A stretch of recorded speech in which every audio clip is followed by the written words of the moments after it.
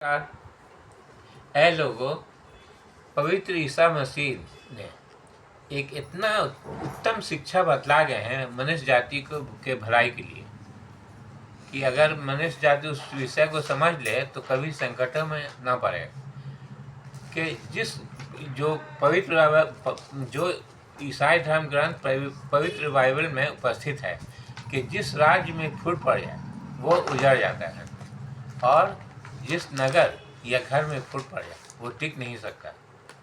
इतना उत्तम शिक्षा है, लेकिन इस युग में ऐसा उल्टा युग आ गया ना है कि फूट डालने वाले लोग ही प्रभावशाली बनते जा रहे हैं, शासक पदों पर हावी होते जा रहे हैं, और जो भाईचारगी से एकता और अखंडता से के वातावरण में पलना चाहता है वो प्रभावहीन बनता जा रहा है।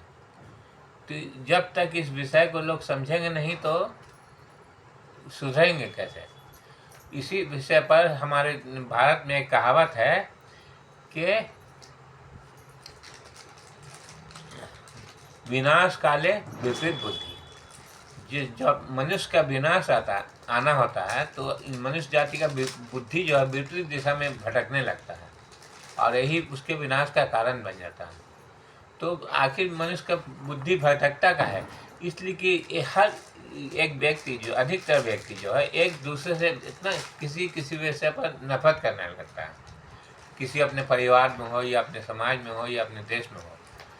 किसी व्यक्ति से धर्म और जाति के आधार पर इतना नफरत को पाल लेता ना है, वो हमेशा उसी के बारे में सोचता रहता है और अपने बारे में या अपने परिवार के बारे में नहीं सोच पाता है, इसलिए वो भटकता रहता है। उसको हर विषय पर वही दिखाई दे रहा है। जैसे आज हमारे भारत में जितना कुछ है, जितना भी विवाद है, सब हिंदू मुस्लिम के आधार पर देश को तोड़ा जा रहा है। मुसलमानों को मतलब ऐसा अपमानित किया रहा है जैसे सबसे बड़े दुष्ट समाज है। तो खैर ये तो अपना अपना धारणा है। इस्लाम धर्म ही एक ऐसा धर्म है जो संसार भर के सभी धर्मों का रक्षा कवच है। एक इस्लाम धर्म के मानने वाले ही ऐसे हैं जो दूसरे धर्मों का रक्षा करते हैं। वो नहीं चाहते हैं कि उनका धर्म विनाश में जाए। अगर कोई तीसरा शक्ति उस पर आक्रमण करेगा तो मुसलमान हमेशा उसको उसके रक्षा के लिए आगे बढ़ कर के उसको बचाने का प्रयास करता रहता है। लेकिन खैर ये सब तो गुण होता है हर धर्म में। तो इसका कारण क्या है कि इस्लाम धर्म जो संसार भर के सभी धर्मों का रक्षा कवच है, किसी भी धर्म को नहीं चाहता है कि उससे भेदभाव करें या उससे कुछ नफरत करें। ये शिक्षा इस्लाम धर्म में नहीं है। इसीलिए जिस देश में रहे वहाँ के धर्म समाजों से मेल मिलाप करके वहाँ के सभ्यता और भाषा को अपनाए रखता है। कभी अपनी भाषा को थोपता नहीं दूसरे देशों पर या दूसरे समाजों पर। तो ये गुण है इस्लाम धर्म का। तो अब ये तो इस्लाम धर्म का शिक्षा हो गया, प्लस ईसाई धर्म संस्थान। ईसाई धर्म शिक्षा और संस्थान जो है उसका उद्देश्य क्या है? उसका उद्देश्य है राजनीतिक। एक विश्व कलीसिया को स्थापित करके, एक विश्व कलीसिया के माध्यम से एक विश्व शासन को स्थापित करके संसार भर के सभी देशों पर शासन करना, ये उसका मुख्य लक्ष्य है। जबकि उसके मार्ग की सफलता में सबसे बड़ी बाधा है इस्लाम धर्म। और यही कारण है कि संसार भर के हर देश में कहीं भी होगा, सब देश में टारगेट जो है मुसलमान ही बनते हैं। मुसलमान के विरुद्ध तरह तरह के अफवाहें और झूठ अफवाहों के बुनियाद पर ऐसा पहाड़ खड़ा किया जा रहा है जो लोगों का बुद्धि भ्रष्ट हो गया। इस्लाम धर्म को अपना दुश्मन समझने लगे हैं। इस्लाम धर्म का शिक्षा क्या है कि एक परमात्मा जो सारे ब्रह्मांड का स्वामी, जिसने हर एक सृष्टि की रचना की और हर एक व्यक्ति को जन्म दिया, उसको खिला रहा पिला उसकी देखभाल कर रहा, उस परमात्मा की पूजा आराधना करना, उसकी स्वामी भक्ति से जुड़े रहना, यही इस्लाम धर्म का शिक्षा। और इस्लाम धर्म है क्या? यही है मुख्य जो है, केवल एक ही है कि इस्लाम धर्म में अगर कोई अपराध है तो बस 3 अपराध ऐसा है जो उसका ईश्वर क्षमा कभी नहीं करेगा। पहला अपराध तो है शिर्क, दूसरा है जादू सेहर, और तीसरा है क्या बोलते हैं मतलब चुगलखोरी। जो 3 अपराध ऐसा है जिसका ईश्वर जो है क्षमा नहीं करेंगे किसी का भी। इसके अतिरिक्त जो भी अपराध है तो हो सकता है कि माफ़ करने की गारंटी नहीं है, लेकिन संभव है कि माफ़ हो जाए।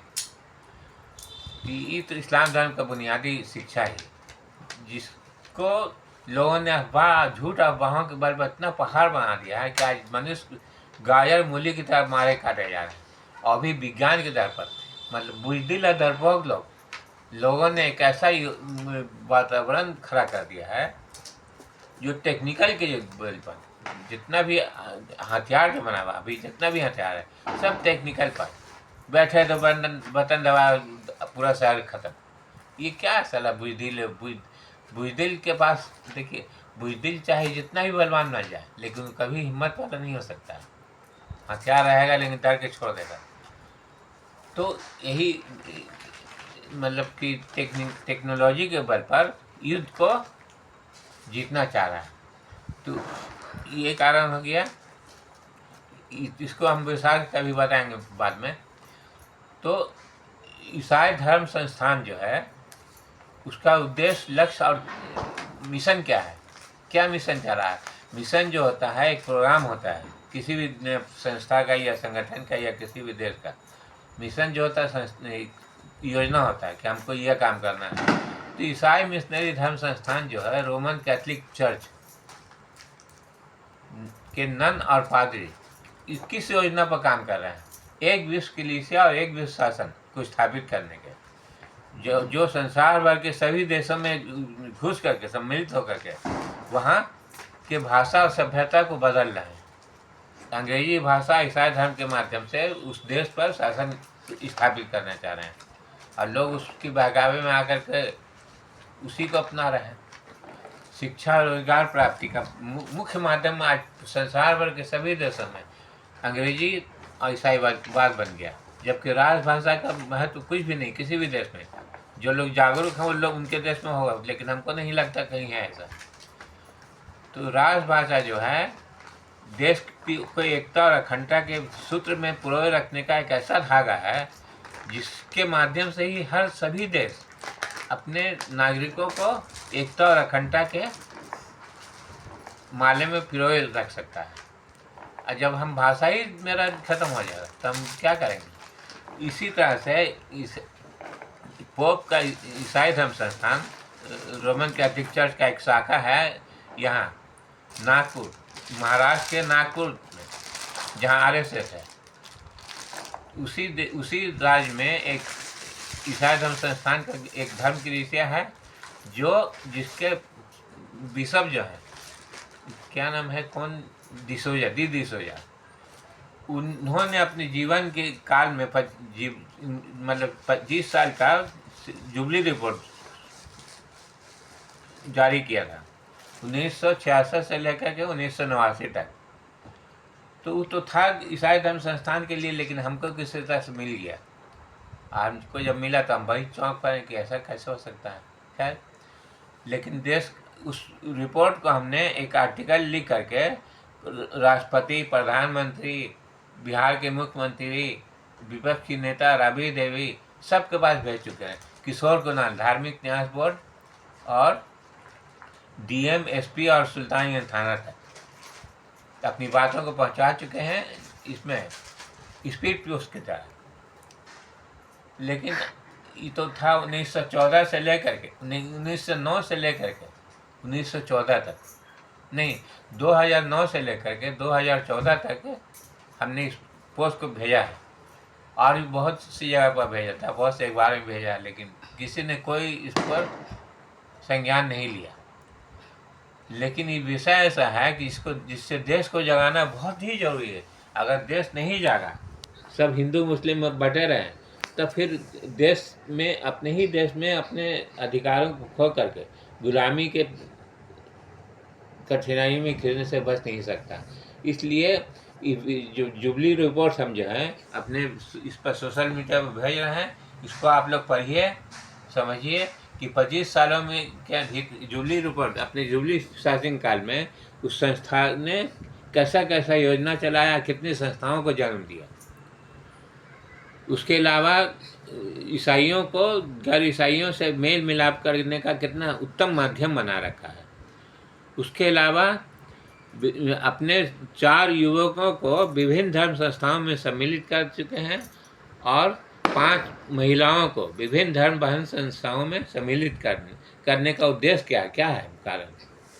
तो इस विषय को समझा और परखा जा सकता है इस जुबली रिपोर्ट के माध्यम से। हम तो एक मामूली आदमी, हम सोच ज़्यादा कुछ नहीं कर सकते हैं, तो इसलिए इसको हम सोशल मीडिया पर भेज रहे हैं। जो जिस किसी को अपने देश से अपने धर्म से प्यार होगा इस विषय को का फोटो स्टेट करके या किसी भी तरह से करके पढ़िए, समझिए और अपने अपने धर्म और देश के बारे में चिंता कीजिए, कैसे इससे मुक्ति पा सकें। इस रिपोर्ट को आप लोग पढ़ करके समझिए।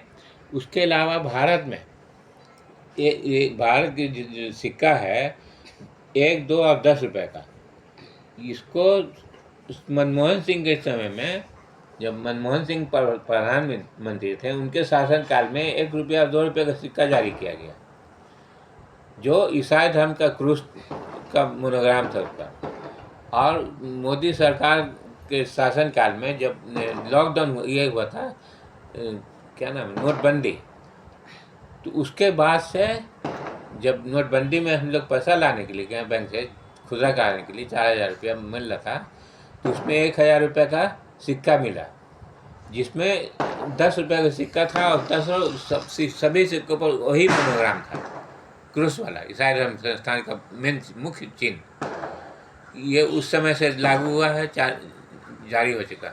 आप लोग इन सिक्कों को देख के समझिए, परखिए कि इसका आखिर भारत के सिक्कों पर ईसाई धर्म का चिन्ह देने का उद्देश्य क्या है, क्या कारण है। हमको यह लगता है कि आरएसएस जो है आज़ादी के बाद से अब तक अपने मुख्यालय में झंडा नहीं लाया था, तिरंगा नहीं कभी किया। इधर 2-4 साल से तिरंगा लगाने लगा। क्यों लगाने लगा, इतना साल क्यों नहीं लगाया? इसलिए कि उसका योजना था कि झंडे को बदलना। लेकिन अब जो है इस जो सिक्का पर जब मोनोग्राम छपा है, इस मोनोग्राम को देखकर उनका योजना बदल गया। अब सिक्कों पर जो मतलब भारत के तिरंगे पर अशोक चिन्ह को हटा करके इस सिक्के का चिन्ह लगाने का योजना चल रहा है, हमको ऐसा लग रहा है। और यही कारण है जो अब आरएसएस भी अपने झंडे पर तिरंगे को अपने मुख्यालय में लगाने लगा है। तो ये सब तो सरकारी अधिकारी समझ सकते हैं, हम लोग एक मामूली आदमी हैं, हम क्या बोलें। इस विषय पर आप लोग सोचिए, समझिए। इसीलिए दोनों का चिन्ह फोटो हम इस पर दे रहे हैं। आप लोग इसको देखिए, समझिए, परखिए और उद्देश्य को समझ। मेरा कोई राजनीतिक उद्देश्य नहीं, ना तो हमको राजनेता हैं, हम एक मामूली आदमी मजदूर किस्म के। लेकिन बचपन से लेकर के हम ईसाई धर्म संस्थान में के भीतर ही रहे हैं। तो जो उनका योजना जो देखा, जो कुछ भी हमने देखा, सुना और महसूस किया, इससे हमको लगता है कि वो देश पर कब्जा करना चाहते हैं। भारत से भारतीयता को मिटा करके, फूट और मतभेद के कारण सभी धर्मों को मिटा करके अंग्रेजियत ईसाईवाद में विलय करके भारत पर ईसाई शासकों का शासन स्थापित करना चाह रहे हैं। इसीलिए आज जो है सभी मतलब हिंदू मुस्लिम का ही है, हिंदू मुस्लिम विवाद में एक ऐसा पहाड़ उदय हो रहा है जिसको लोग देख करके भी नहीं समझ पा रहे हैं। जैसे कि बहुत से हिंदू समाज में ऐसा नाम है, जैसे एक फिल्मी सिनेमा जगत के एक अभिनेता हैं जिनका नाम है कौन, क्या नाम था रे, बताया तुम भूल गया।